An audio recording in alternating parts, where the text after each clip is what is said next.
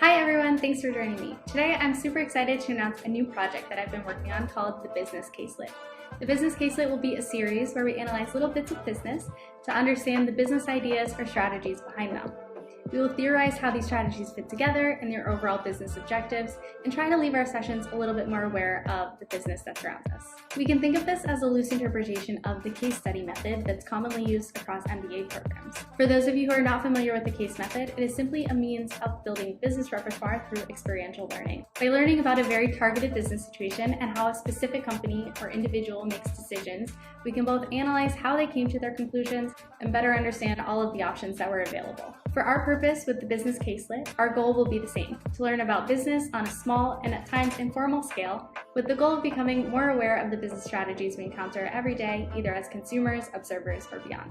If this sounds like a type of experience you're interested in joining, please subscribe to our little corner of the internet, and of course leave me a message in the comments below if there are any topics you'd like me to dig a little deeper into. Thanks so much, and without further ado, let's dive in. Today we're going to understand fast fashion with an easy example from ZARA. First, a quick note on brand architecture. It is always very interesting to me when people, and most specifically ZARA fanatics, aren't aware of the brand architecture, meaning how the brand is organized on the back end.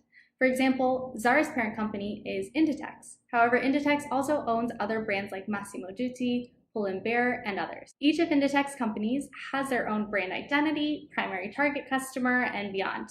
These ingredients are what makes each of their brands a little different.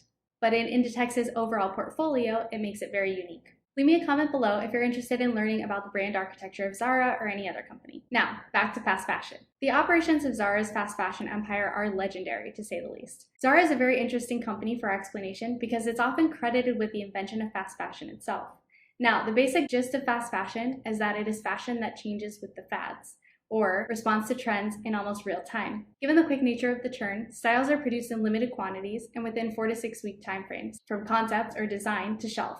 In my research, one source even claims existing designs can even be altered to adhere to new trends in as little as 2 weeks. This strategy means having a business model of micro-production, micro-store ordering, and a mentality of if it's not selling, it's out.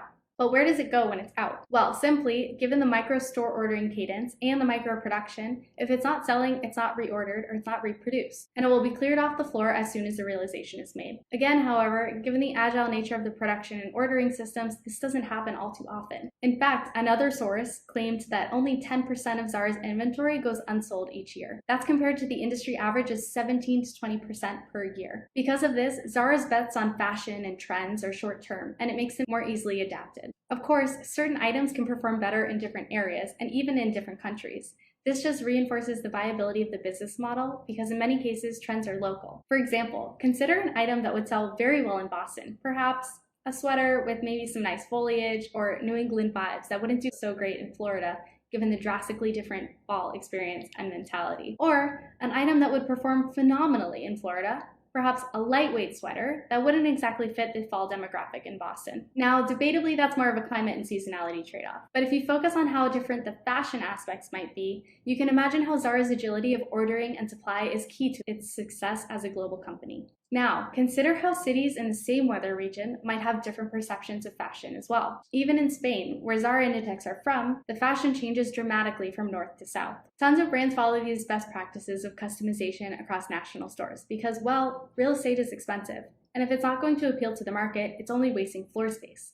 Think about those 5 sweaters in your closet you've had for the past 10 years but haven't touched. The target customer is wrong, and just like housing the Floridian sweater in the Bostonian market, they're simply taking up physical and mental space. Food for thought. Let's take it one step further and consider online exclusive. What do you think the placement of those items to be strictly online insinuates? Let me know in the comments below and we'll investigate. Next, fast fashion customer behavior. Now, as we've discussed, ZARA has a far above industry average frequency of inventory turn. While traditional retailers have 3 to 4 seasons, ZARA has more like 12. You can imagine this inventory turn keeps foot traffic high and pumping of customers who prefer to shop the latest trends in store and walk out with them in hand. Because store orders are made on a very short time frame, and the in-store selling time frame for each item typically spans about 2 weeks, a get it before it's gone mentality is created. This limited access, combined with with the limited quantity of production that most of these items are produced under anyways, creates a microcosm of scarcity and an urgency to buy. If you don't get it while it's in your hand, you won't find it again. This is 100% the same mentality you find with an off-brand retailer like TJ Maxx. Are you a Maxxinista? I for sure am. Now, what do you think this scarcity does to your price elasticity, or willingness to pay as purchasing conditions change, whether price, situation, or so on?